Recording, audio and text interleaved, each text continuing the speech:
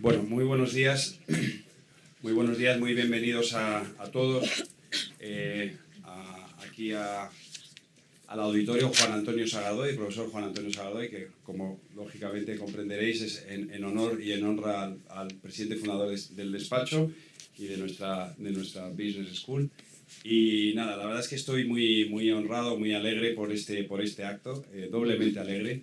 En primer lugar porque, bueno, yo creo que acoger como acto, yo creo que es el acto primero así, hemos tenido alguno, pero más interno, el acto público más masivo, por primera vez en nuestra nueva sede, y acogerlo, externarlo con la Fundación Más Humano, pues la verdad es que a mí me llena de gran satisfacción y orgullo. Como sabéis, la Fundación Más Humano, que la conocéis todos, pues es una fundación de la que yo especialmente me siento muy orgulloso, porque simplemente hace una labor tan sencilla y tan fácil como intentar que las sociedades sean más humanas y que las organizaciones pues realmente tengan ese desarrollo más humano, ese liderazgo más humano. Y la verdad es que pertenecer a la fundación pues ya creo que es uno de los grandes momentos profesionales que he tenido y personales que tengo, ¿no?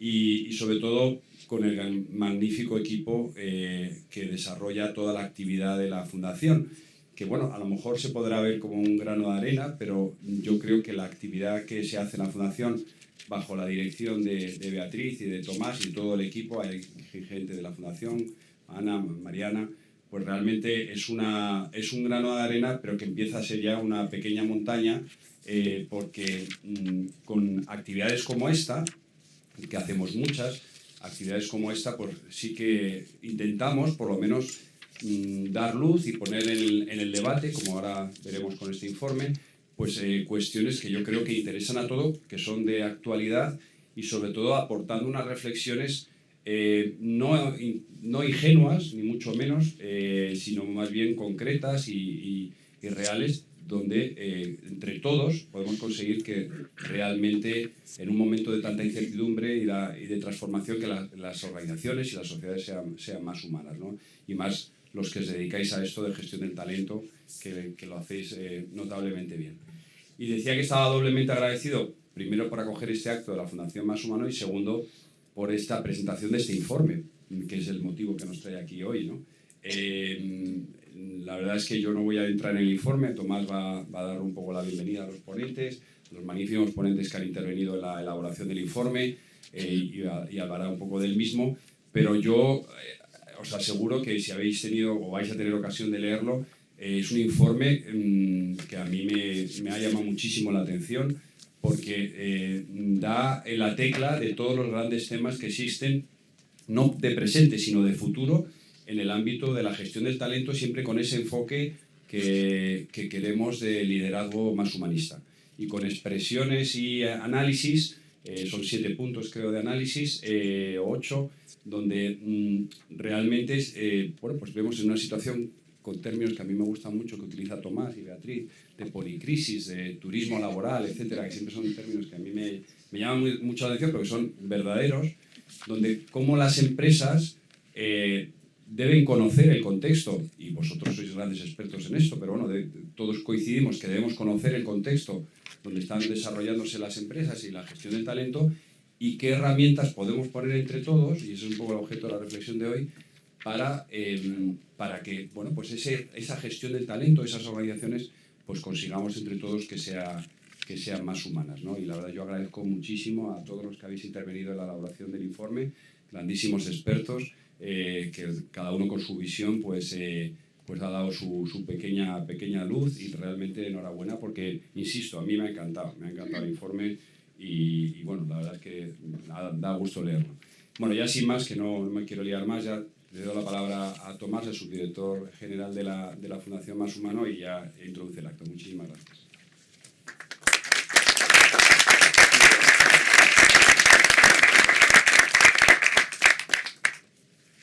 Bueno, buenos días a todos y bienvenidos a este encuentro. Que no sabía que era el primer encuentro importante en nuestras nuevas oficinas, con lo cual doble satisfacción, ¿no?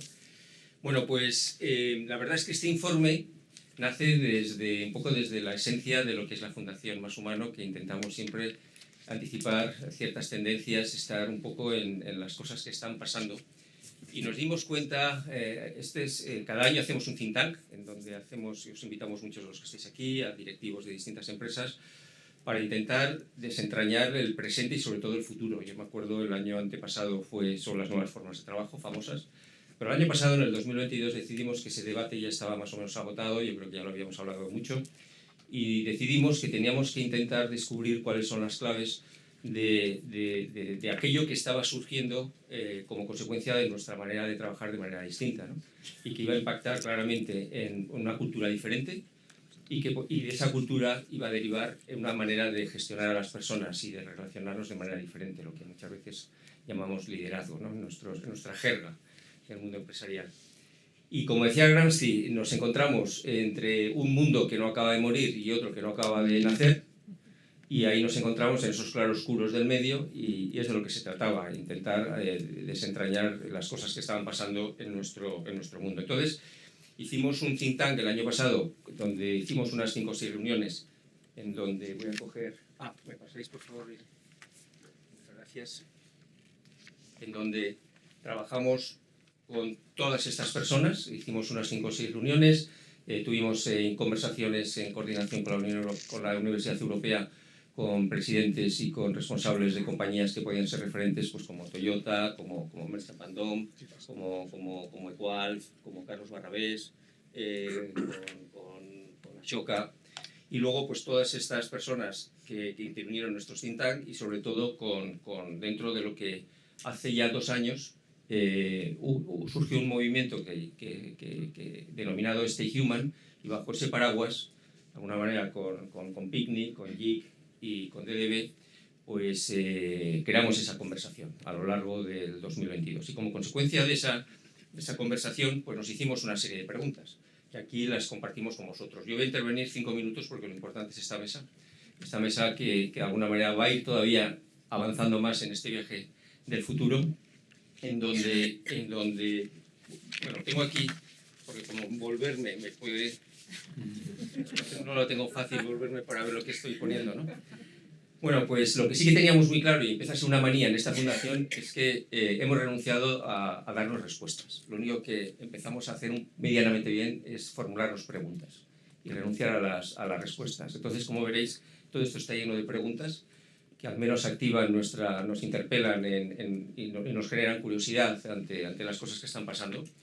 Y lo primero que descubrimos es que quizá la pandemia, en esta policrisis, en esta permacrisis, es lo que ha vapuleado más nuestra cultura. Es verdad que hemos pasado muchas crisis, los que ya peinamos muchas canas, crisis energéticas del 74, crisis geopolíticas, crisis financieras como la del 2008, pero esta crisis fue humanitaria, la pandemia. La pandemia ha sido humanitaria, fue respondida desde el humanismo, y la experiencia más humana ha quedado marcada en el ADN de muchas personas, que de alguna manera nace este movimiento, este Human, es decir, ¿por qué si fuimos capaces en un momento determinado de nuestra historia empresarial relacionarnos de una manera más humana, por qué no es posible seguir manteniéndolo, ¿no? Entonces yo creo que eso ha generado un antes y un después, y ha provocado preguntas muy poderosas sobre nuestras escalas de valores, cómo queremos vivir, cómo queremos trabajar, cómo queremos dedicar esta etapa tras esa crisis que básicamente afectó y nos impactó de una manera muy relevante en los aspectos más humanos. Yo recuerdo, y como anécdota, que antes de la pandemia decíamos, bueno, llamarnos más humanos no es un poco, y la verdad es que luego nos hemos dado cuenta que la pandemia nos ha puesto en nuestro sitio, y de una manera positiva. Y todo esto también impactó en el contrato psicológico. Yo creo que veníamos desde muchas décadas teniendo cierta claridad sobre las expectativas mutuas empresa-persona, y de repente hemos descubierto que ese contrato psicológico ha sido alterado, que hay que resignificarlo. ¿Qué significado tiene de nuevo lo que nosotros esperamos de las empresas y las empresas esperan de nosotros? Eso vapulea también la propuesta de valor para el empleado de una manera muy relevante. Y luego lo que empezamos a observar también como una tendencia, como bien decía Íñigo, que llamamos turismo laboral, que estamos viendo que, y no es una cuestión solo generacional, sino posiblemente como consecuencia de los 2 o 3 últimos años, que hay personas que empiezan a considerar que su carrera es un viaje a través de experiencias, a través de proyectos, como única manera, sobre todo, de enriquecerte, de crecer, de aprender, y que cuando has acabado esa experiencia, ese viaje, cambias de ciudad, cambias de... Entonces, bueno, pues esta tendencia, que la estamos observando cada vez con mayor atención, está implicando algo que este año posiblemente es al que vamos a dedicar el think tank, que es cómo fidelizar y cómo responder a las altas tasas de rotación que pueden ser que se cronifiquen y que sean parte de un nuevo modelo de paradigma de carrera profesional. Y ahí tenemos otro reto, ¿no? Luego también veíamos la paradoja que a medida que el mundo se está empequeñeciendo, se está concentrando sobre todo la parte industrial, las cadenas de suministro, como consecuencia también de la pandemia y ahora del conflicto bélico. En cambio, el talento se está centrifugando. Es decir, el mundo industrial entra en un movimiento centrípeto de concentración, pero en cambio el talento en este momento se deslocaliza todavía más. El talento en este momento es algo que puedes encontrar en cualquier lugar del mundo y trabajar para cualquier lugar del mundo. Lo cual, desde el punto de vista de contexto, nos dimos cuenta de todos estos movimientos. Luego, entrando en lo que es la cultura, nos hemos confirmado ese triángulo virtuoso formado por la flexibilidad, la confianza y la autonomía, que es realmente ese triángulo que se genera en los momentos más oscuros de la pandemia, en los momentos del confinamiento, y en donde para trabajar con flexibilidad se trabajaba desde la confianza, y la autonomía era la única manera de poder salir adelante. Entonces, lo que siempre hayamos hablado del control por actividad o control por resultados, los resultados en este momento se sitúan como un elemento de control, ¿no? Y luego surge, también de manera muy reiterada, muchos de vosotros, muchos directivos decíais, la segmentación y la individualización empieza a ser también una exigencia. Y no solamente generacional, de una determinada generación, sino de muchas generaciones. Entonces, esa complejidad es muy alta, porque, sobre todo en las grandes compañías, cómo individualizar la gestión. Pero bueno, afortunadamente empezamos a tener los big data de nuestro mundo, vienen en nuestra ayuda como una herramienta para intentar individualizar al máximo las expectativas de las personas de nuestras organizaciones. Y otra tendencia, que además lo estamos viendo continuamente, sobre todo en LinkedIn y en todas las plataformas en donde se une personas y empresas en las búsquedas, ese match, ese Tinder sobre propósito y personas empieza a ser una realidad. La gente no solamente busca flexibilidad, sino también está empezando a hablar de propósito y está empezando a buscar aquellas organizaciones en donde coinciden sus valores personales con los valores de la organización. Y claro, aquí Stay Human es lo que tiene cierto sentido, ¿no? Lo que hablábamos antes. ¿Por qué resignarnos si comprobamos, y además comprobamos de una manera positiva, en donde muchos indicadores realmente fueron muy positivos, desde una gestión mucho más humana, desde Stay Human, ¿por qué no mantenerlo, ¿no? Y claro, también el liderazgo impactó. Entonces aquí contábamos la pregunta importante es, ¿contamos con líderes en nuestras organizaciones que entiendan todo esto? ¿O estamos aún en 1919? En paralelo, colaboramos en un estudio, en concreto de una firma bastante reciente, X-Lady Partners, en donde se preguntaron a 300 y pico altos directivos en distintos países sobre este punto, y el 55% de los CEOs dijeron que en sus equipos no contaban con líderes que entiendan este cambio y que posiblemente tengan que abordar un cambio en sus equipos de dirección, porque el impacto es demasiado relevante como para no poder... El impacto y el cambio y la velocidad del cambio es suficientemente relevante como para no tener un equipo de dirección que entiendan que la activación de este cambio es relevante. Luego, otro aspecto que también surgió es la Black Box como empresa, ¿no? La empresa ya es una caja de cristal en donde la transparencia es un hecho, no es una decisión, es un hecho, y en donde la experiencia interna tiene que ser muy parecida a la comunicación externa. Ahí tenemos muchas plataformas que de alguna manera contrastan a través de empleados y exempleados, y luego las figuras de los embajadores como los verdaderos prescriptores en un momento de escasez de talento muy relevante empiezan a ser muy importantes ante el reto de escasez de talento y de alta rotación. También empiezan algo que ya estábamos viendo antes de la pandemia, ya intuíamos sobre las nuevas formas de trabajo, pero empezamos a comprobar cómo los ecosistemas abiertos de talento empiezan a ser la nueva empresa, en donde el perímetro empleado o no empleado empieza a dejar de ser relevante y empiezan a surgir otras formas de trabajar, formas no convencionales, muchas de las cuales aún no le hemos podido poner un nombre, pero existen. Aunque a la gente dice lo que no tiene nombre no existe, en este caso existe. Y me imagino que en vuestro despacho, Íñigo, os encontráis situaciones alegales que necesitan una respuesta desde el punto de vista de la regulación, pero muchas organizaciones ya están beneficiándose de un talento deslocalizado, de un talento global y que además de un talento que aspira a trabajar de maneras diferentes a como se ha trabajado en el pasado. Y ese es otro reto en donde para aún no tenemos respuesta.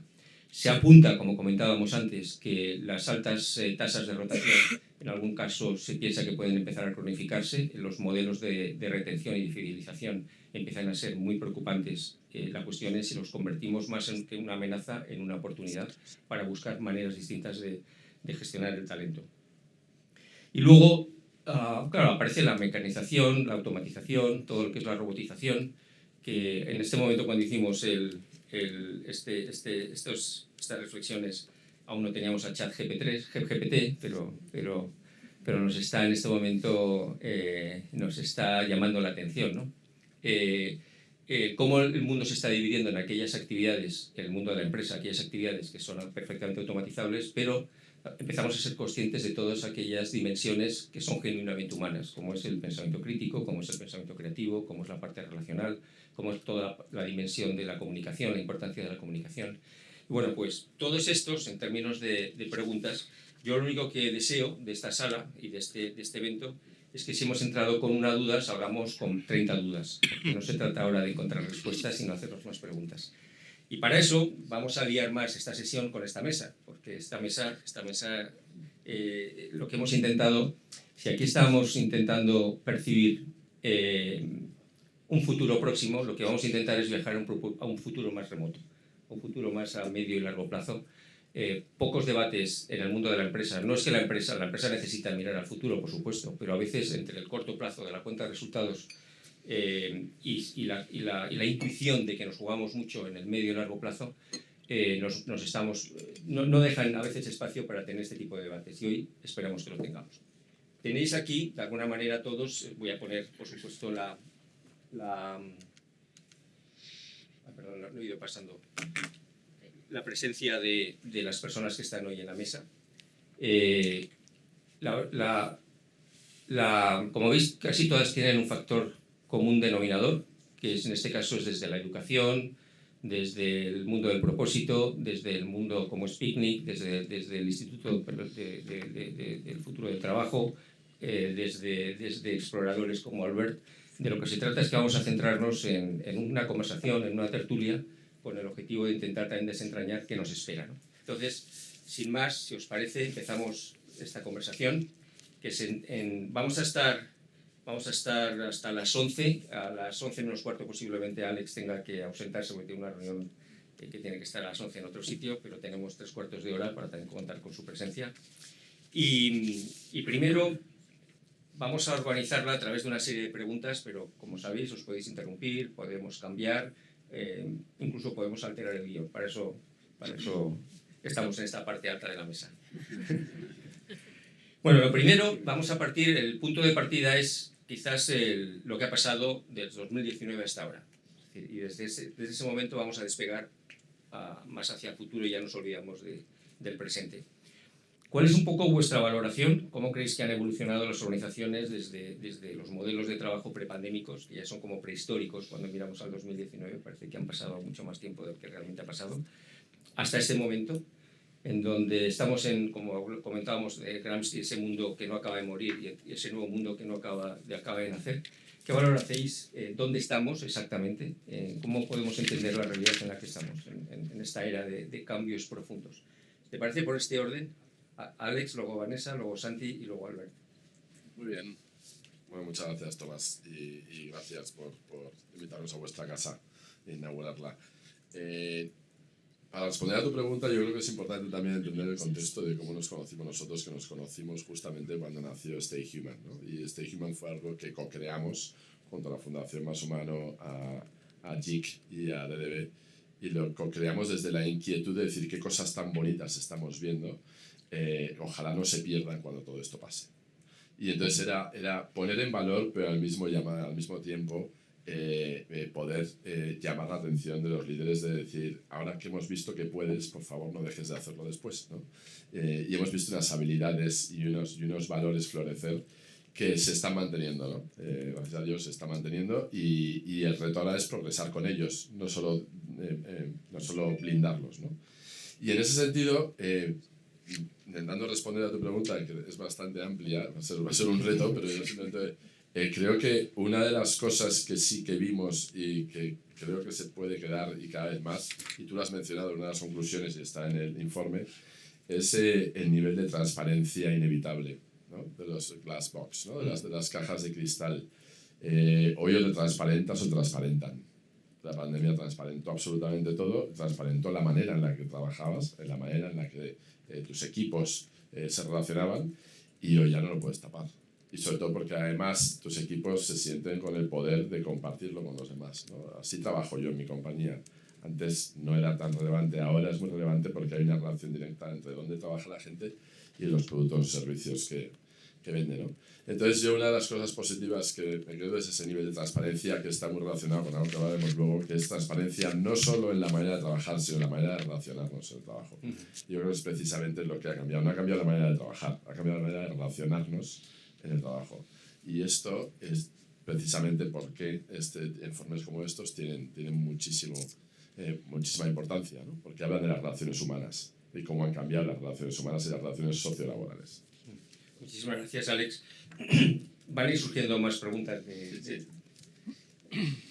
Vanessa, ¿cómo ves este momento? Muchas gracias, Tomás, y muchas gracias a vosotros, porque la verdad es que es una maravilla poder compartir estas reflexiones con quienes realmente estáis viviendo esto en el día a día y con quienes habéis experimentado toda esta evolución, como yo creo que lo hemos vivido todos, ¿no? Con una serie de altos, de bajos, de crisis, de aciertos que realmente nos están haciendo llegar a este momento en el que, si me dices cómo lo ves en este año, Tomás, yo diría que este año realmente va a ser el año de la coherencia, de la sensatez, de la consolidación y de ya adoptar un camino que realmente va a ser el que nos conduzca a una sostenibilidad en el ámbito de las relaciones dentro de las compañías. Yo recuerdo el 2020, donde también nos conocimos y de manera virtual. Yo creo que tardamos más de un año, ¿verdad?, en coincidir de manera presencial, que fue el año del caos, de la tragedia, de la pena, de todo aquello. Y también, como decía Alex, el momento en el que afloraron muchas muy buenas condiciones humanas. Lo que ocurre es que también tuvimos un momento en el que pensamos que todo aquello, que fue producto de una crisis, se iba a quedar para siempre, ¿no? Todos decíamos, vamos a ser mucho mejores personas, todos nos digitalizamos a golpe de me llevo el portátil para casa para siempre, y de repente somos todos súper digitales y hemos avanzado 20 años. Y sin embargo luego vimos que todo aquello que obviamente fue maravilloso y fue respuesta a una crisis, cuando volvimos a una relativa normalidad, pues tampoco de manera automática iba a funcionar de una manera exitosa. Entonces ahí es donde empezamos a mirarnos los unos a los otros, diciendo qué están haciendo las grandes compañías, qué podemos hacer, cuántos días venimos a la oficina, cuántos nos quedamos en casa, cómo conseguimos que esa confianza que teníamos con los equipos y que se producía de una manera natural al cruzarnos cuando nos tomábamos el café, ahora que no nos vemos, se produzca. Y empezamos con todo ese periodo de incertidumbre, de ver qué estaba pasando, de observarlo, y desde la perspectiva de quienes sois líderes de personas, pues intentar tomar algunas acciones. Yo creo que el año pasado fue ya el momento en el que hemos podido ver, porque ya tenemos datos, porque ya sabemos cómo estamos funcionando, qué necesitamos realmente, y ha sido el momento también en el que han aparecido algunos problemas muy relacionados con algo que también comentaremos después, que es el bienestar corporativo, ¿verdad?, la salud de las empresas. Y realmente por eso creo que este año es el año en el que vamos a poder dar solución a todo eso, porque ya tenemos toda la información de lo que ha sido la evolución, de lo que han sido los aciertos y lo que han sido los problemas, con lo cual este año creo que tenemos una oportunidad maravillosa de sentar las bases de ese liderazgo futuro y de esas políticas, y sobre todo de ese propósito que realmente queremos que tengan nuestras compañías. Muchas gracias, Vanessa. Ahora pasamos a alguien que trabaja con el futuro como materia prima, que es Santi García, cofundador del Future for Work Institute. Bueno, un poco, a ver, a mí me gustaría compartir vuestro optimismo, pero yo tengo que decir que un poco por nuestra experiencia eso va por barrios, ¿no? Es verdad que hay empresas que han evolucionado, ¿no? Han cambiado radicalmente sus maneras de trabajar, su manera de organizarse, su forma de gestionar las personas, pero también hay muchas empresas que siguen haciendo las cosas exactamente igual que las hacían antes de 2019, ¿no? Entonces, yo creo que influye mucho también la realidad a la que se enfrentan las empresas, ¿no? En qué medida el sector donde compiten esas empresas está sujeto a una transformación más o menos profunda, o por el contrario, pues son sectores tremendamente estables, ¿no? En qué medida en esas empresas, pues esas empresas empiezan a estar compuestas en una proporción cada vez mayor de los denominados trabajadores del conocimiento, que esto ya se ve que no se puede gestionar de la misma manera que se gestionaba el trabajo industrial o el trabajo repetitivo administrativo más del pasado, ¿no? También pues tiene que ver mucho con la realidad del mercado de trabajo en el que compite cada empresa, que puede cambiar mucho.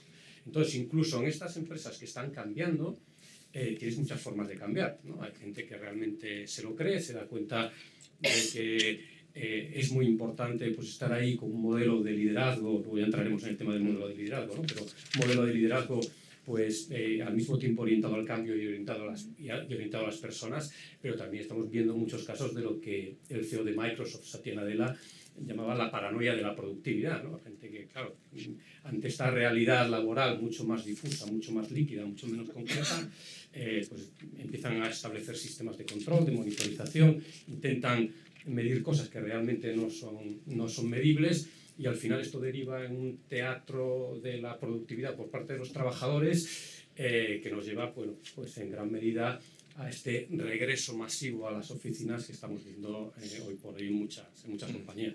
Muchas gracias, Santi. Y para acabar con esta primera ronda, con Alberto Ñiguera, hombre curioso y autor también del libro El trabajo ya no es lo que era, en donde lo recomiendo también porque tiene buena parte del libro también de Santi, por supuesto, el de la resiliencia de las organizaciones. En el libro también de Albert hay muchas claves, algunas muy futuristas, casi parecen a veces ciencia ficción, pero lo que diferencia a la ciencia ficción de la ciencia es una cuestión de tiempo. Sí. Bueno, gracias también por la oportunidad de estar aquí, es un placer. Luego hablaremos más de temas más de futuro, pero ahora en la pregunta que hacías, yo creo que estamos en un momento donde se están viendo estas tensiones, ¿no? Hemos ido a un extremo, ¿no? Un poco como un péndulo, ¿no? Fuimos de manera repentina, imprevista, con soluciones de emergencia en una situación. Ahora, como dices muy bien, Santi, pues esta tensión al regreso a la oficina depende de las culturas, depende de las organizaciones, y estamos pues, pendulando un poco en este ámbito. Yo creo que también estamos en un momento de celebración, porque realmente hemos normalizado cosas que, si volvemos a hacer la pregunta, ¿no? Si miramos atrás y vemos las formas de trabajo de 2019, nos parecen casi prehistóricas en algunos aspectos, porque hemos normalizado pequeñas cosas como las reuniones híbridas o el hecho de poder teletrabajar algunos días. Yo he venido trabajando en la administración, ¿no? 2 días de teletrabajo en la administración catalana. Esto era, pregúntalo en 2018, 2019, era impensable. Por lo tanto, tenemos que celebrar. Y creo que estamos en un momento donde hemos consolidado esa pequeña base y tenemos que empezar a imaginarnos un poco a futuro a otras opciones. Por ejemplo, esta manía de medir la presencia en una oficina en semanas, yo la pondría a cuestión. ¿Qué pasa si lo hacemos en meses o en trimestres? ¿Vale? Por lo tanto, tantos días al trimestre, no tantos días a la semana. ¿Dónde nos podríamos llegar? O, por ejemplo, Shopify, que está ahora reduciendo reuniones. Tenemos herramientas digitales que nos permiten el trabajo asíncrono. Porque si no nos pasamos el día en Zoom y sabemos que eso fatiga, ¿no? Por lo tanto, hemos instalado nuevas cosas, estamos en un momento también de darle una vueltecita más. Creo. Antes de pasar a la siguiente pregunta, y porque ya nos lanzamos al futuro, os pido una respuesta rápida. ¿Creéis que en este momento hay indicadores que dicen que, por ejemplo, el último del Banco de España, que la escasez de mano de obra es la cuarta preocupación de la empresa española en este momento? Lo que hablábamos antes, que las tasas de rotación se están disparando y que los tiempos de permanencia se están acortando. ¿Creéis que pueden ser un síntoma de que nos está produciendo una coincidencia en las expectativas de la gente respecto a las cosas que están cambiando, respecto a lo que muchas empresas están ofreciendo, y que en este momento no hay ese matching entre expectativas mutuas? o puede obedecer a otra. Ya entramos ahora en el futuro, pero vamos a ir rápido un poco vuestra impresión. Empezamos, si quieres, nuevamente por Alex.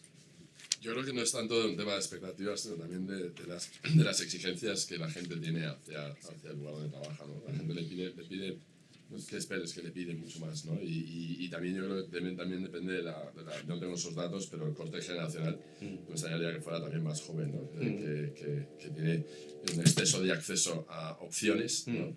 Y por lo tanto también se siente quizá a veces con más derecho a poder elegir, ¿no? Entonces el nivel de rotación no me extrañaría que ahí fuera mayor, simplemente porque el nivel de exigencia es más alto, ¿no? Y oferta.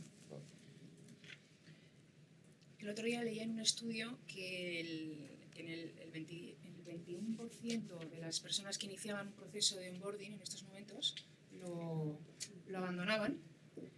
Lo abandonaron durante el propio proceso de onboarding, o sea, el 21%, y la verdad es que me quedé absolutamente alucinada, ¿no? Porque más allá de que el proceso sea bueno o malo, no sé si muchos de los que estáis en esta sala os imagináis yéndoos de la compañía que os haya contratado porque no estaban cumpliendo vuestras expectativas, debéis de saber qué cosas, ¿no?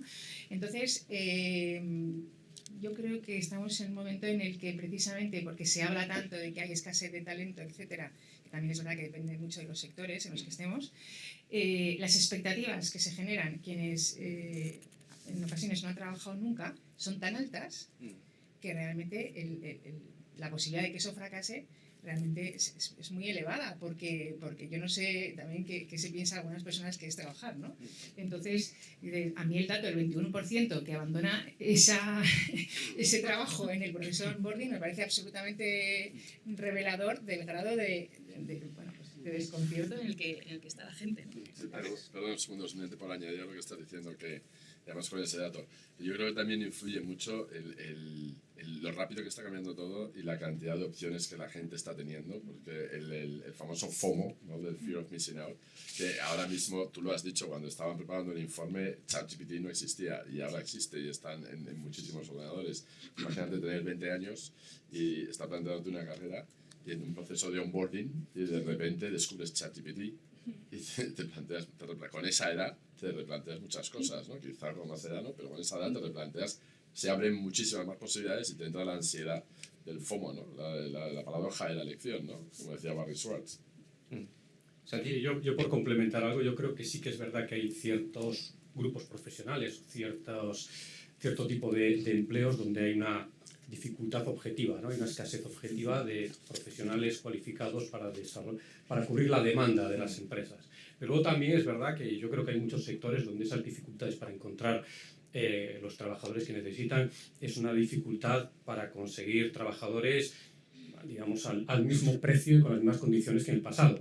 A lo mejor hay que revisar algo de esto para poder conseguir a los trabajadores que hacen falta, ¿no? Gracias a ti. Albert. Sí, yo por un lado creo que tenemos que entender, justo decía esto al principio también, la pandemia hemos aprendido a valorar otras cosas en la vida y sobre todo el tiempo. Por tanto, una gestión más dinámica del tiempo, de a qué lo dedico, cómo lo dedico, yo creo que ahí, para comprender a fondo realmente ese talento, creo que ahí hay alguna cosa aún a acabar de comprender por un lado. Y por el lado de la oferta de propuestas, me preguntaría de esta gente si les ofrecen flexibilidad en las opciones, por ejemplo. Es decir, yo ahora he estado también en un proceso de búsqueda de algunos trabajos y tal, y me ofrecían casi siempre trabajos de tiempo completo. Yo no quiero un trabajo de tiempo completo. Yo quiero o ser autónomo y trabajar por proyectos o incluso un trabajo de tiempo parcial. No hay esa flexibilidad. No me ofrecen solo trabajo de tiempo completo, yo no quiero.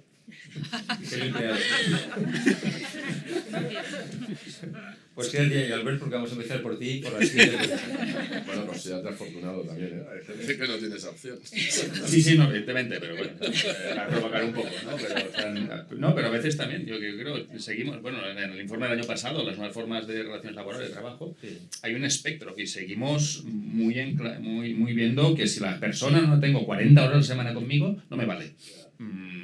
Pensemos si esa es la buena respuesta. No, es que igual la evolución tiene que venir por abandonar el café para todos, ¿no? Que todavía se ve en muchas empresas. Claro. Entender que ya no todo el mundo espera lo mismo, que diferentes grupos sociales, diferentes grupos de personas esperan cosas diferentes de su trabajo y claro, hacer trajes a medida no es igual de fácil que hacer producción en masa, es complejo. Pero nadie nos dijo que esto va a ser fácil. ¿No? Vamos hacia el futuro. observando lo que estamos, un poco las tendencias que estamos observando, ¿cómo estáis imaginando el futuro a medio y largo plazo, el mundo del trabajo, el mundo de las organizaciones, la manera en la que vamos a trabajar en este túnel del tiempo? Empezamos por Albert, para cambiar ya el sentido. Sí, tenemos 2 días, creo. Pero, no, yo un poco así como en plan de claves de futuro. Primero hay un concepto interesante, si queréis probar esto que he ido aprendiendo en los últimos días, se llaman como dentro de la parte más de prospectiva de señales débiles, weak signals, ¿no? Y estar atentos a estas cosas que parecen como absurdas, fuera de la lógica de las cosas normales, que hace poquita gente o que realmente parecen muy raras. Os recomiendo un informe de una parte del gobierno finlandés que se llama Sitra. El informe se llama Weak Signals, no es muy complicado. Weak Signals de Sitra. Habla del trabajo, habla de la naturaleza, habla de la ciudad, ¿no? Y permite ver direcciones imprevistas y hacerse preguntas del tipo de ¿qué pasaría si iremos en esa dirección, ¿no? Simplemente para abrir el espectro de posibilidades, ¿no? Porque tendemos a ver futuros muy lineales y muy predeterminados respecto a los sistemas, procesos y valores que tenemos actualmente, y entramos en este tipo de café para todos, ¿no? Porque hasta el momento era siempre así. Esto como teoría. Y luego como claves de futuro, yo diría, por un lado, todo lo que es aquello que es híbrido, ¿no? Es decir, también tendemos a identificar muy bien trabajar en casa, trabajar en oficina. Bueno, hay un espectro de espacios ahí, por ejemplo, muy interesante. Lo mismo con el talento, ¿no? 100% empleado o freelance 100% o los contratos, pues bueno, ahí hay un espectro y los equipos también, tú hablabas también del mercado de talento, el ecosistema de talento, ¿no? Pues esta hibridación de talento interno, talento externo. Esto creo que son claves hacia donde cada vez vemos más organizaciones, sobre todo por la necesidad en la innovación de talento que seguro que no tienes a disposición en tu organización. Por tanto, tienes que buscar estrategias para acceder de manera puntual a ese talento para que te acompañe y te ayude. Eso por un lado. Y la otra clave para mí es todo lo aquello colectivo, los que me conocéis, y dentro del libro hay una utopía que dice el futuro es colectivo y los colectivos son el futuro. Soy muy pesado con el tema de los colectivos. Colectivos laborables, es decir, dejemos de pensar también el talento como una persona sola, sino como un grupito de personas que pueden ayudarme a pequeñas cuadrillas laborales, ¿no? Y la gente se acaba agrupando. Yo he trabajado como consultor durante muchos años, pero nunca solo, siempre acompañado de otra gente, con un grupito de gente de confianza, ¿no? Pues pensar cómo relacionarnos con estos grupos de personas. Eso también puede ocurrir dentro de la propia organización, no tiene por qué ser solo con talento externo. Y el otro colectivo es el propio ecosistema en el que nos movamos, ¿no? Se ve muy bien claramente en el mundo, por ejemplo, audiovisual. El talento flota entre las organizaciones del ecosistema visual. Por tanto, dejemos de pensar que es el talento de mi organización y más el talento del ecosistema, del conjunto, de la colectividad de organizaciones de mi sector. Y eso nos lleva a podernos plantear a nivel de formación, por ejemplo. Podemos hacer formaciones colectivas para que todo el mundo esté al día de la última innovación tecnológica del sector, más que hacerlo solo para mí, ¿no? Pues híbrido y colectivo. Esta pregunta está también vinculada a un concepto de futuro, que el futuro no es algo que es como la lluvia, sino el futuro hay futuros posibles, futuros deseables, futuros plausibles, en donde hay una capacidad de accionarlos, ¿no? Por parte de los que estamos aquí ahora. Santi.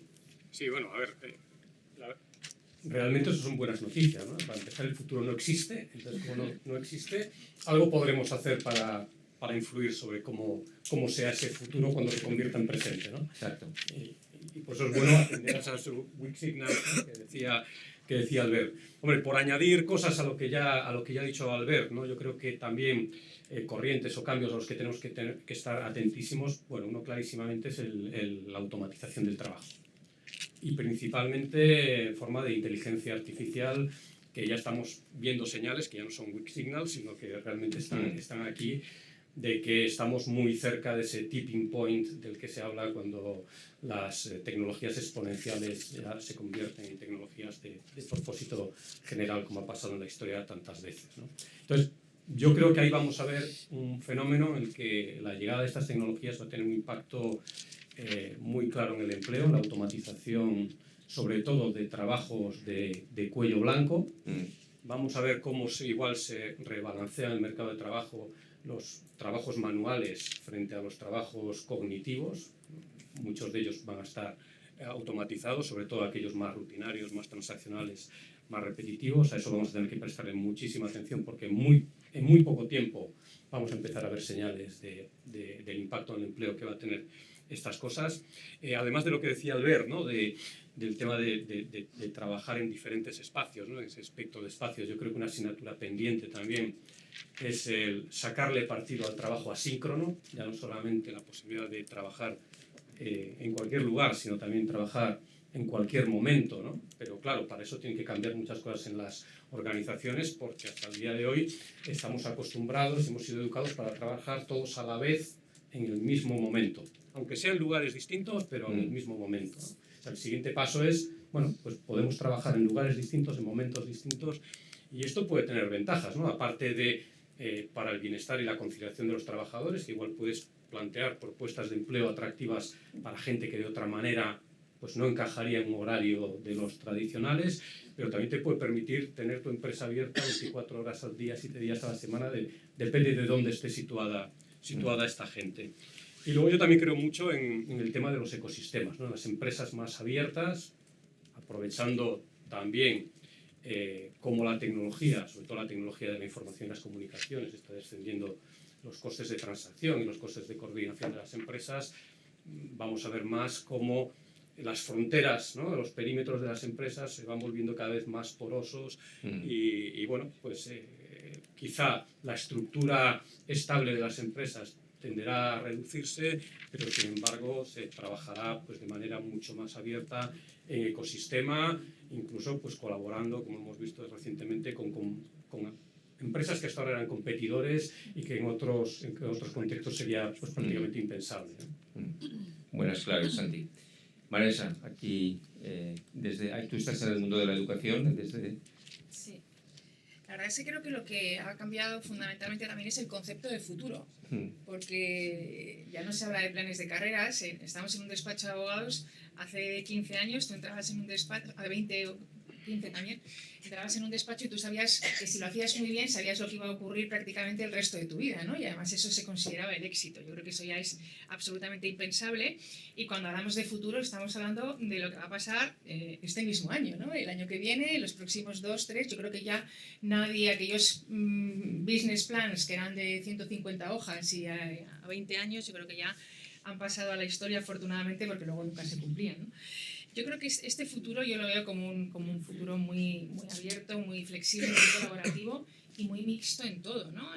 Por una parte, yo cada vez creo más, precisamente por las nuevas necesidades que se generan en ese modelo de unión entre ese talento interno y externo, que puede ir modificándose, en que entra interesa Albert en la medida en que esos colaboradores externos no tienen por qué dedicarse exclusivamente a ti, sino que pueden aportar ese talento, eso muy especial que saben hacer en diferentes compañías, y tenemos que estar acostumbrados a saber recurrir en lugar de dotarnos de estructuras rígidas que en muchas ocasiones luego no nos permiten dar respuesta a las necesidades que vamos teniendo, ¿no?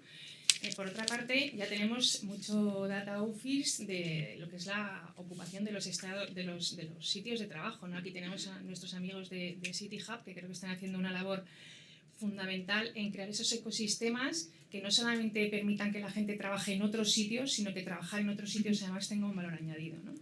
Es decir, que esa propuesta de valor general que tenemos que darle al empleado y que sí que nos va a hacer diferentes de otros, pues incluya también todos esos aspectos. También creo que tenemos que empezar a convivir con el famoso job hopping, o ese permanente estar en búsqueda de nuevas oportunidades de trabajo que tienen nuestros equipos. Es decir, tenemos que ser más abiertos con eso y que no parezca una tragedia cuando tengamos noticia de que alguien está buscando otro trabajo o incluso nos lo comunique, ¿no? O sea, creo que en eso tenemos que flexibilizarnos todos. Y yo sobre todo veo el futuro, y os lo digo porque al menos es lo que me aplico, con una toma de conciencia clara de que la relación que todas las generaciones tienen con el trabajo ha cambiado absolutamente. O sea, creo que tenemos que dejarnos de pensar que solo los de la generación Z son los que quieren teletrabajar y tener todo este tipo de prerrogativas de las que hablábamos antes, sino que todas las generaciones han cambiado esa relación con el trabajo y que la cultura del bienestar en el trabajo se impone. Y creo que eso condiciona todo lo demás que hagamos. Muchísimas gracias, Vanessa. Alex, para terminar esta ronda. Pues mira, justo lo que estabais diciendo, además me ha gustado mucho lo que habéis hablado del ecosistema y también que es híbrido y colectivo, porque nosotros cuando abrimos Picnic hace 9 años, somos una pequeña consultora de marca aquí en España, nosotros nacimos con esa intención, sin saber que ahora nos iba a venir bien.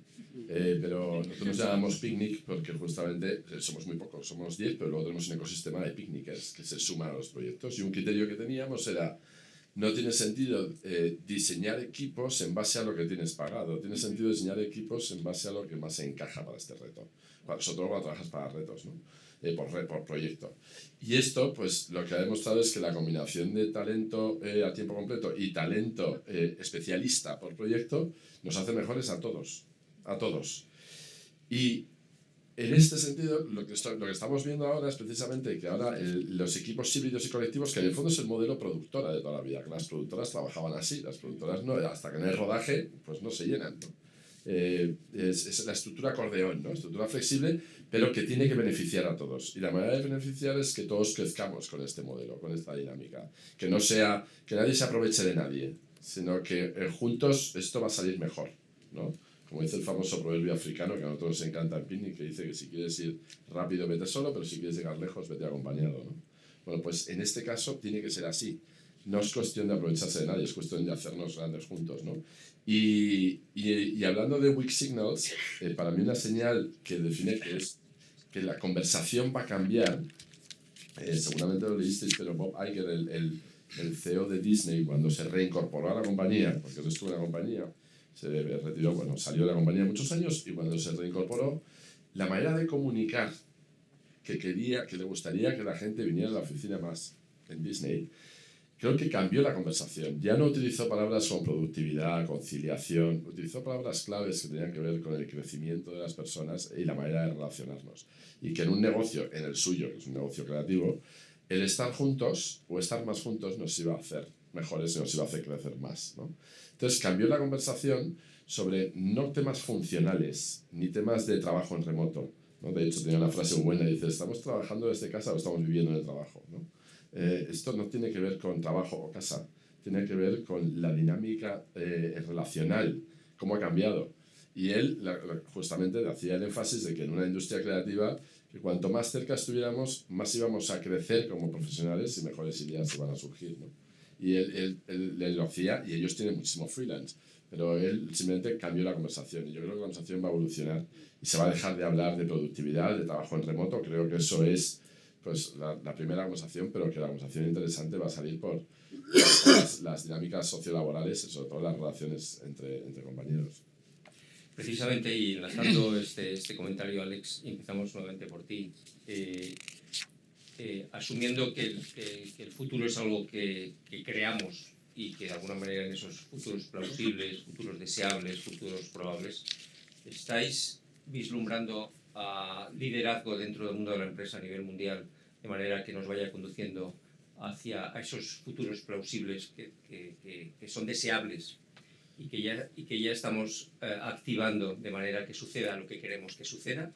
¿O estamos en ese divorcio entre, bueno, el futuro no tengo nada que ver con el futuro, sucederá lo que suceda y yo simplemente soy espectador?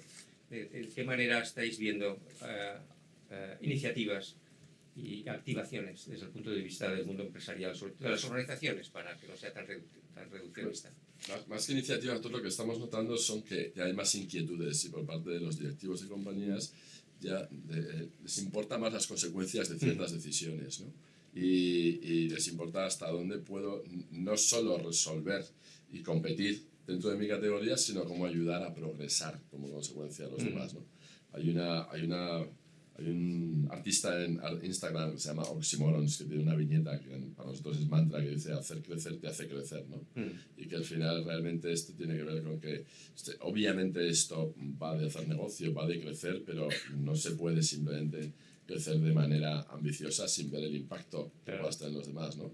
El que era CEO de DSM, de Chemicals, decía: no te puedes considerar exitoso en una sociedad que fracasa, ¿no? Y aquí la verdad es que lo que sí que estamos notando, más que iniciativas, por lo menos es más cautela, menos ambición, más empatía, más serenidad, que habéis dicho, que estoy completamente de acuerdo. Hay mucha más serenidad a la hora de tomar decisiones, de decir cuál va a ser el impacto a largo plazo de lo Claro. que vamos a decidir ahora, ¿no?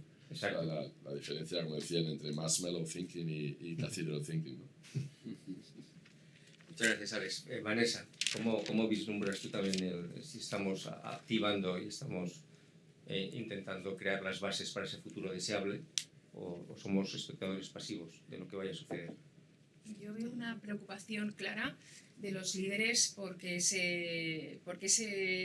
liderazgo sea realmente humanista, ¿no? Creo que el hecho de que antes se ejercía como un liderazgo más natural, como no tan pensado, y más las relaciones se construían en base a, en muchas ocasiones, el propio rozamiento, ¿no? El hecho de vernos tanto y de las características personales que tuviera el líder, se producía un estilo de liderazgo que creaba una cultura en la compañía, y sin embargo ahora los veo realmente preocupados por el hecho de que, como tienen menos oportunidades de estar con la gente y tienen formas diferentes de relacionarse, tiene que ser algo mucho más planificado. Es decir, esto no quiere decir que sea de repente un liderazgo maquiavélico de tal manera que cuando me encuentro en la oficina tengo que hacer esto, pero sí más preocupado por realmente que esa propuesta de valor que le haces a la persona que trabaja contigo, ¿no? Ese hacerle crecer, ese darle oportunidades, ese que vea una oportunidad de compartir un propósito, y no tanto en el lenguaje de productividad, objetivos, consigue este premio, sino realmente en esa co-creación de un proyecto juntos, pues sí que veo esa intención de que eso sea así. O sea, creo que estamos en el momento todavía de las pruebas, ¿no? Porque hemos tomado conciencia y estamos en el intento de ver cómo se hace, y cada uno está haciendo pues bueno, lo que buenamente considera, y con una cosa se equivoca y corrige y implementa otra. Pero sí que creo que es el momento de esa preocupación porque ese liderazgo sea más humano de verdad. Muchas gracias, Vanessa. Santi. Sí, yo creo que gran parte, ¿no?, de estos cambios que estamos viendo en los modelos de liderazgo de las empresas tiene que ver también con cómo muchas empresas están repensando el rol de sus managers, el rol de sus directivos, ¿no? Las estructuras cambian, las culturas de las organizaciones necesitan cambiar para trabajar de otra manera, para ser más flexibles, para ser más responsivos ante los cambios que está experimentando el entorno.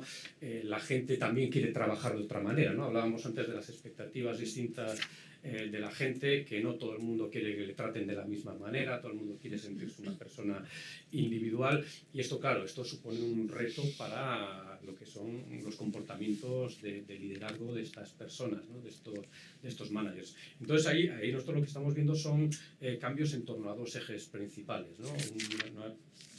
Una evolución hacia unos líderes más orientados al cambio, a alentar la innovación, a imaginar el cambio, también unos líderes que miran más hacia afuera, que están muy atentos al sistema donde juegan, ¿no?, y al impacto que tienen sus decisiones, incluso más allá de sus equipos, más allá de la evolución. Y luego unos líderes muy orientados a las personas, evidentemente. Líderes que, por un lado, sí que es verdad que tienden a empoderar mucho más a las personas de sus equipos, tratar de buscar formas para aprovechar la inteligencia colectiva, ¿no?, la capacidad que hay en los equipos, y estos equipos trabajan en conjunto, pero luego también líderes que están ahí cuando se les necesita, ¿no?, que también son capaces de prestar apoyo, porque realmente el escenario donde nos toca trabajar a muchos hoy en día es un escenario muy complejo, muy complicado. Tú hablabas de policrisis,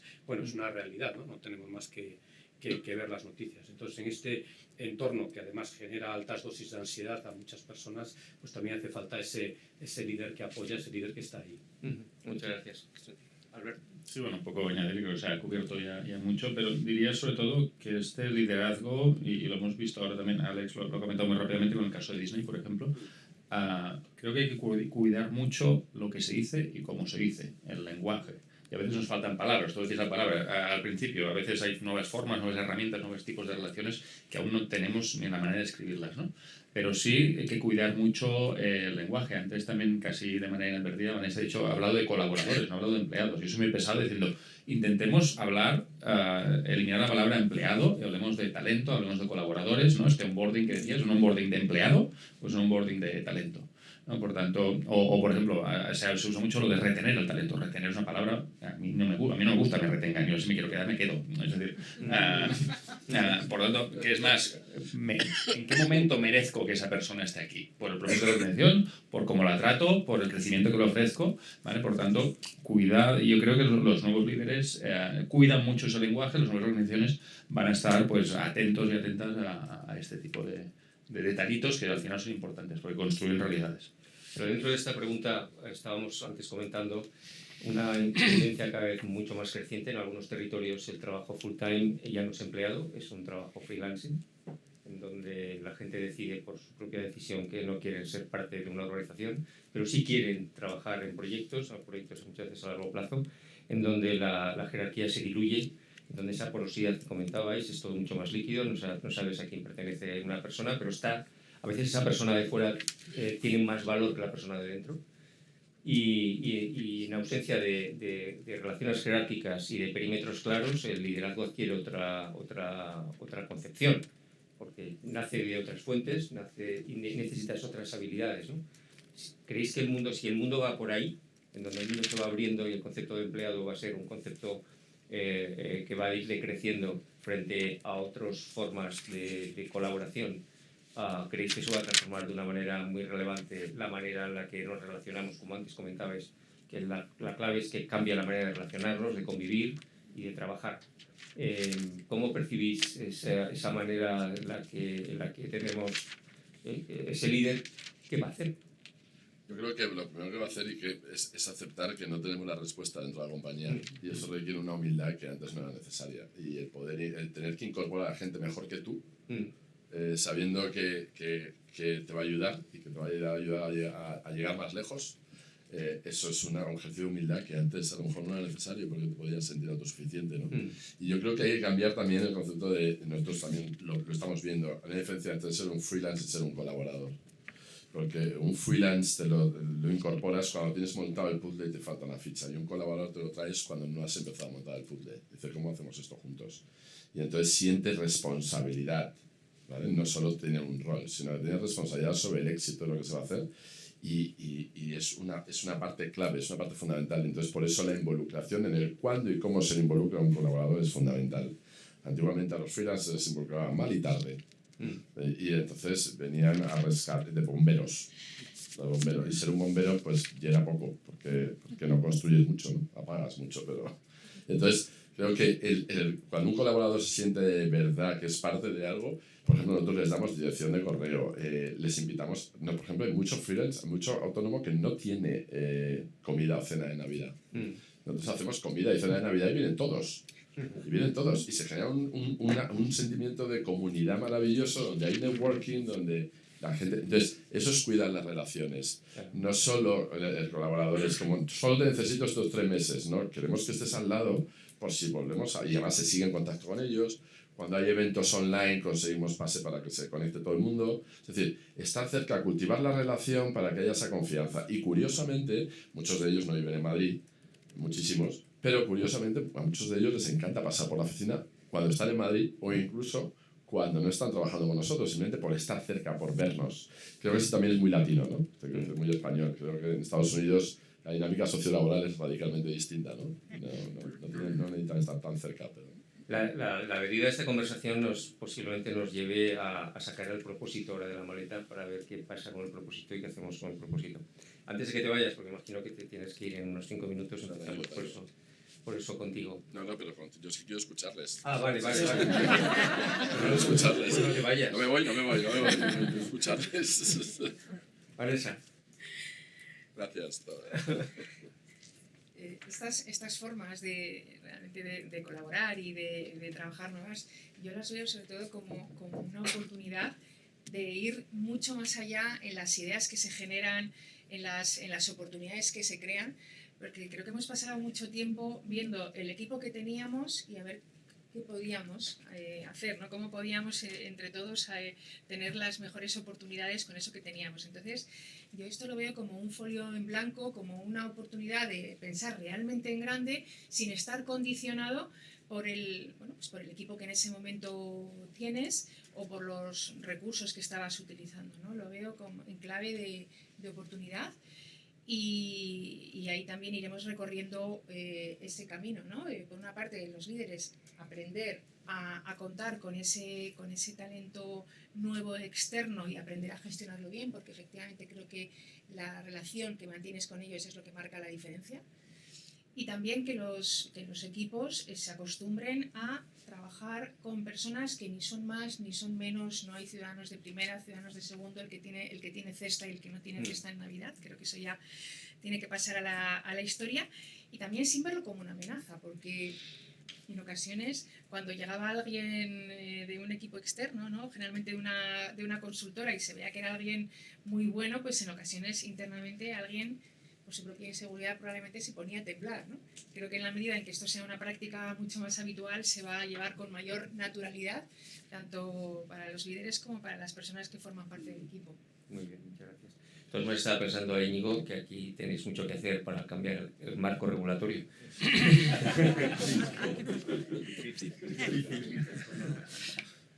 Bueno, yo creo que los líderes siguen teniendo un rol clave, ¿no? Y más allá de que cada vez tengan que trabajar más con equipos donde haya personas pues, que no sean realmente empleados, no sean trabajadores asalariados, sino que sea otro tipo de relación, la propia tendencia hacia trabajar más por proyectos y menos por estructuras fijas también le supone un reto, ¿no? A la hora de reinventarse. Y la verdad es que ya empezamos a tener evidencias del rol que pueden jugar estos líderes, ¿no? Es muy interesante, por ejemplo, muchas empresas ahora pues, están moviendo hacia modelos organizativos basados en equipos ágiles autogestionados. Bueno, por ejemplo, ahí hay roles claros para los líderes, ¿no? Pero son roles más de facilitación, son roles a veces incluso de compensar la propia presión entre pares que puede surgir en esos equipos autogestionados y que a veces bloquean las cosas. También se habla, por ejemplo, mucho del tema de la diversidad y de la inclusión.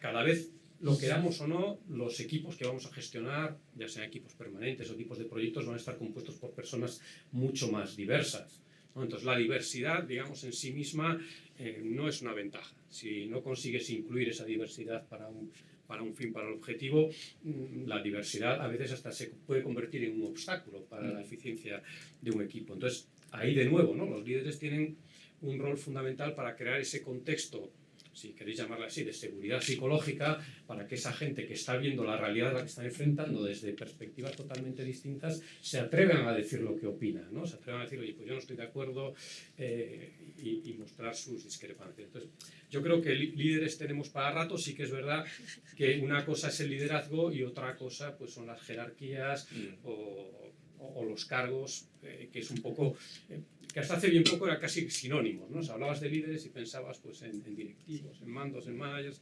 Ahora hablas de líderes, cuando ya estás hablando en un contexto de proyectos, pues ya el líder prácticamente puede ser cualquiera, ¿no? Que tenga estas capacidades.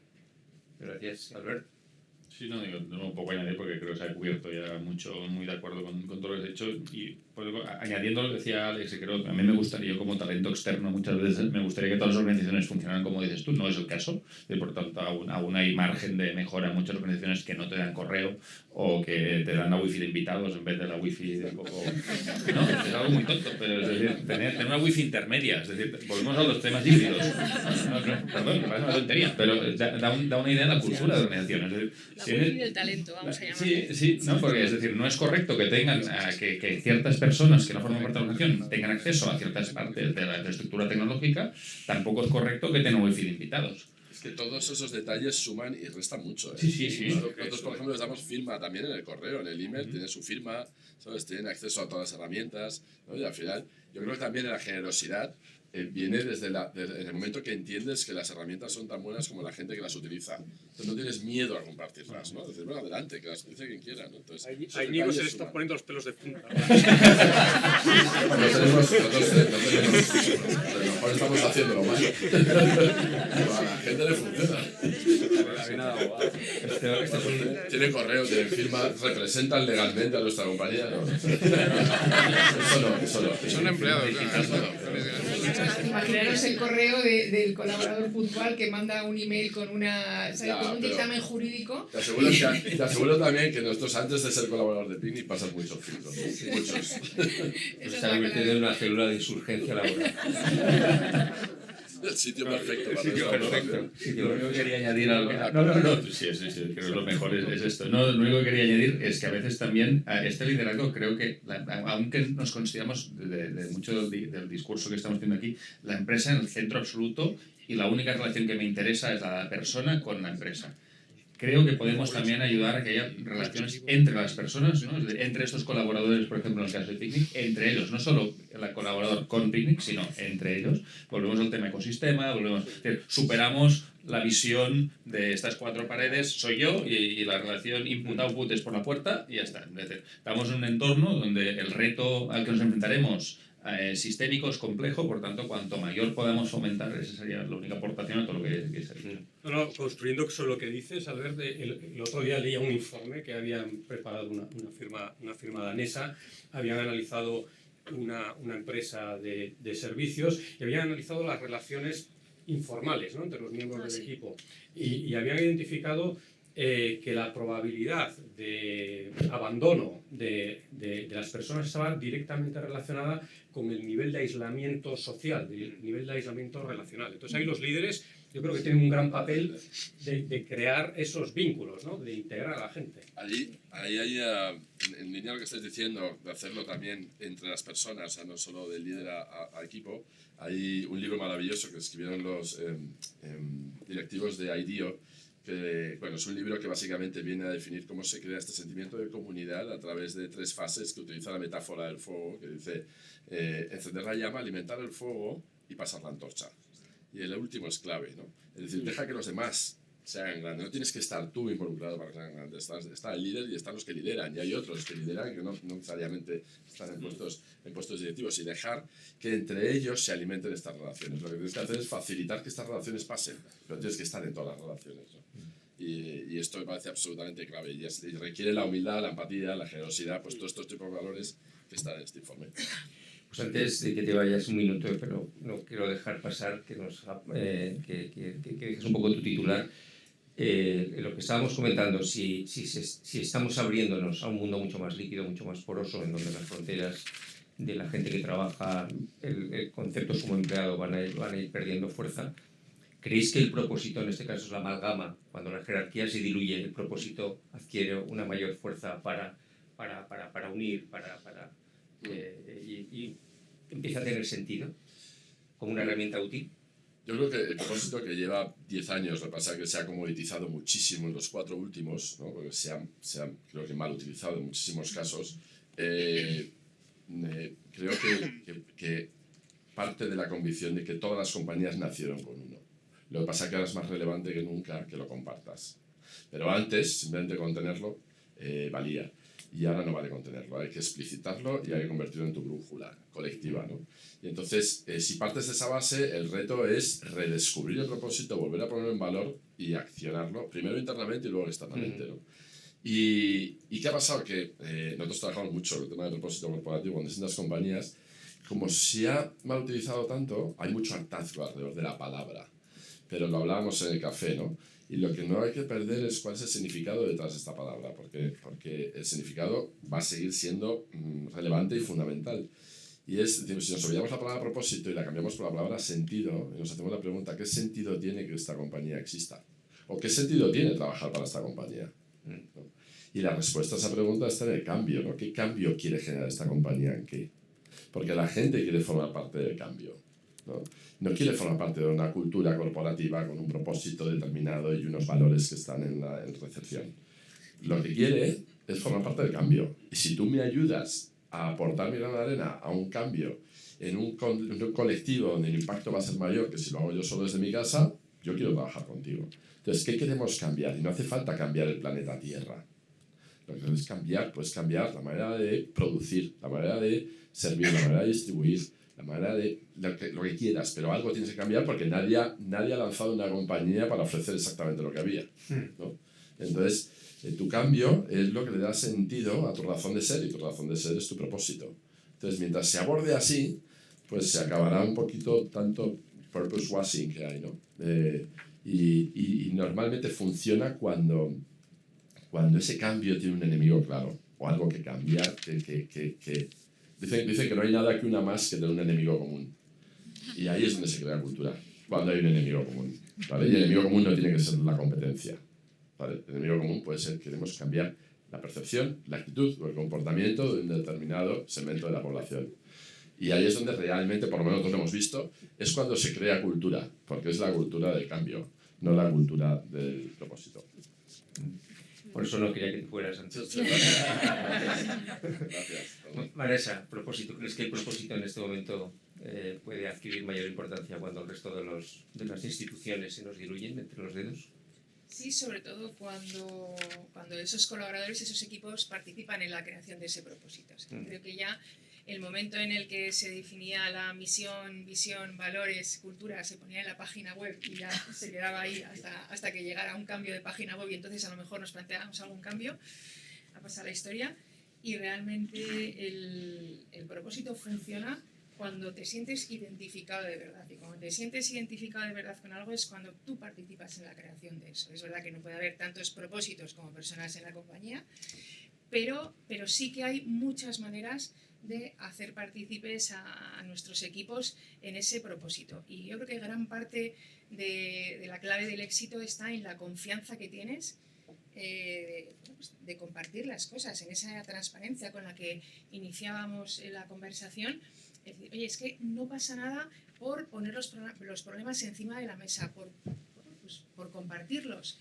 Y siempre hemos funcionado con jefes que se guardaban las estrategias como un secreto. Y dices, pero si no me cuentas la estrategia, ¿cómo voy a poder contribuir a ella, ¿no? Entonces, yo creo que ese punto de compartir, de confianza, de demostrar que todos tenemos problemas y de que a la vez todos queremos lo mismo, ¿no? Creo que esa es la clave para que ese propósito tenga sentido y sobre todo actúe como vector de fuerza real y no como una frase súper chula que podemos tatuárnosla pero no tener ningún tipo de impacto en nuestras vidas.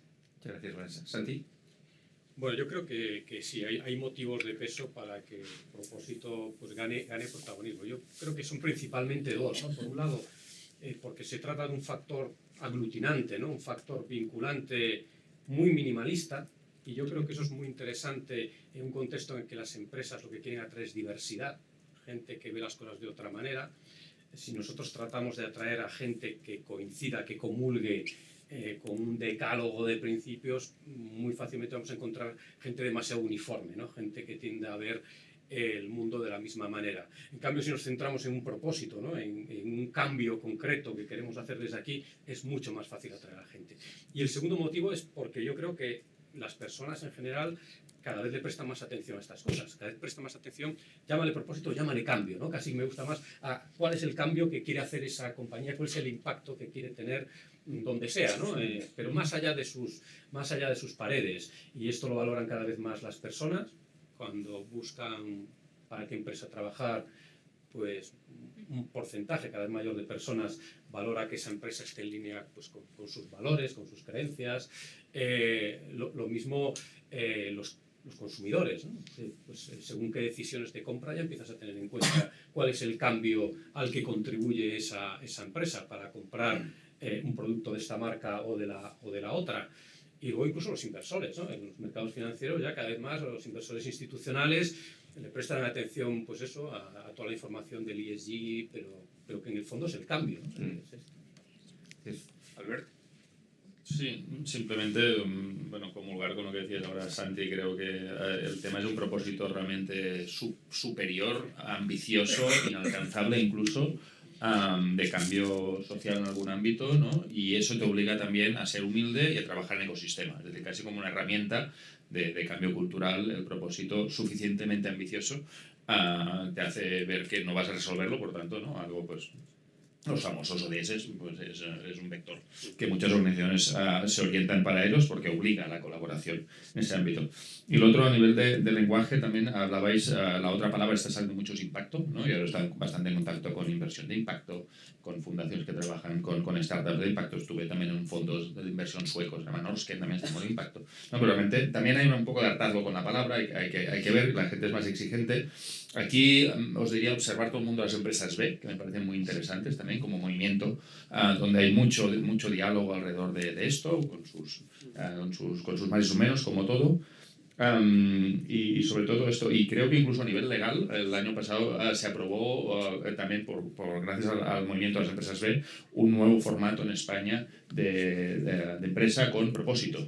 ¿No? Por tanto, bueno, eso, si quieres tener propósito, bueno, no me acuerdo exactamente la palabra, el término legal, pero era creo que sí que es con propósito. Bueno, tenía que mirarlo, pero es decir, bueno, una cosa es legalmente constituirte como una empresa con propósito. Yo creo que hay razones para ser optimistas con el propósito y además hay datos, seguramente algunos conoceréis el estudio que hace Edelman, que todos los años del barómetro de la confianza y básicamente mide el grado de confianza que los ciudadanos otorgan a 4 tipos de entidades, ONGs, medios, instituciones públicas e instituciones privadas, y a nivel local y a nivel global. Y se acaba de publicar hace un par de semanas, el de 2023, y es muy interesante porque la gente sigue otorgando mayor grado de confianza a las instituciones privadas, por encima de gobiernos, por encima de ONGs, ¿no? Y tiene que ver porque es la combinación perfecta al nivel de cuán competentes son y cuán éticos. Hay un nivel, o sea, se espera más de las compañías, con lo cual ese grado de responsabilidad que tienen las compañías tiene que ver la responsabilidad con la H intercalada, ¿no? Responsabilidad, responder con nuestra habilidad, responder con lo que mejor sabemos hacer. Pero también hay muchas compañías que con el propósito se meten charcos donde no pinta nada. Y entonces, claro, ¿no? Te tienes que meter donde más puedas aportar, donde tengas más legitimidad, ¿no? Y ahí aparece que está surgiendo una disciplina maravillosa en Estados Unidos que se llama indagación apreciativa, que es, no es transformar la compañía, es alinear la compañía alrededor de aquello en lo que ya somos muy buenos. Vamos a buscar en lo que somos muy buenos, mejores que nadie, y a partir de ahí, con orgullo, esa indagación apreciativa, vamos a aportar más para aprovechar este grado de confianza que la sociedad nos otorga y poner en valor esta oportunidad y esta responsabilidad. Entonces yo soy optimista con el significado de propósito más allá de la palabra, con la necesidad de que tenga sentido que tu compañía exista. Nos quedan 2 minutos. De una manera breve, os pediría un titular en donde desde vuestra atalaya presente queréis cómo va a ser el futuro. No sé si deseado, probable o plausible, pero ¿cómo dejaríais ese titular respecto al futuro al que vamos en el mundo de las organizaciones? Alex. Yo creo que es imposible decir cómo va a ser el futuro, pero lo que sí es que creo que tenemos hoy más que nunca tenemos la posibilidad y por lo tanto la responsabilidad de poder previsualizarlo y prepararnos mejor que antes. Predecirlo es imposible, previsualizarlo se puede hacer y la disciplina de prospectiva estratégica está para eso, ¿no? Pero no se puede predecir. Pero creo que hoy tenemos más herramientas que nunca para previsualizarlo, estar mejor preparados y por lo tanto tenemos más responsabilidad de responder porque hay más opciones. Claro, podemos activar más. Bueno. Marisa. Yo diría algo así como que hagamos de la necesidad virtud, ¿no? Utilizando una frase muy, muy española, porque realmente estamos reaccionando a todo lo que nos ha pasado. Entonces, mira, que no sea eso, sino que precisamente porque ha pasado, demos ese salto que nos lleve a poder apuntar oportunidades maravillosas. Muchas gracias. Santi. Sí, yo diría que sobre todo es momento de desconectar el piloto automático, ¿no? Nos damos cuenta de que el mundo en el que estamos navegando está muy revuelto, entonces hay que atreverse a desconectar el piloto automático, que no siempre es fácil, ¿no? Y desconectar el piloto automático significa pues, replantearnos muchos modelos mentales que a lo mejor nos han traído al éxito hasta ahora, pero que a lo mejor en este nuevo escenario pues ya no funcionan tan bien como antes. Gracias, Santi. Yo creo que el punto exactamente en la misma dirección está hablando de cuestionar los modelos mentales realmente y sobre todo ser imaginativos, ¿no? Es decir, que tenemos piezas, tenemos estas cosas y a veces seguimos intentando combinarlas con modelos antiguos. Lo que decía al principio de el trabajo en la oficina o no en la oficina, dejemos de pensar una semana, pensemos en un trimestre y qué escenarios abre para las organizaciones y para las personas, ¿no? Pues muchísimas gracias a todos. Pues ya pues casi en punto, ¿no? Con las 11. Agradecer a Sagardoy su hospitalidad por acogernos en vuestra sede. Y Yo me voy un poquito preocupado, por vuestro modelo y su cara a la cámara. Vale, por favor. Hemos expresado una insurgencia en donde el mundo regulatorio tiene muchos niveles. Un nuevo cliente. Oportunidades, eso es bueno. Hemos desafiado el establishment, pero el mundo va por ahí y la ley nos tendrá que seguir, porque la realidad es rotunda, ¿no? Pues nada, yo os invito a un aplauso a todos los miembros de esta mesa.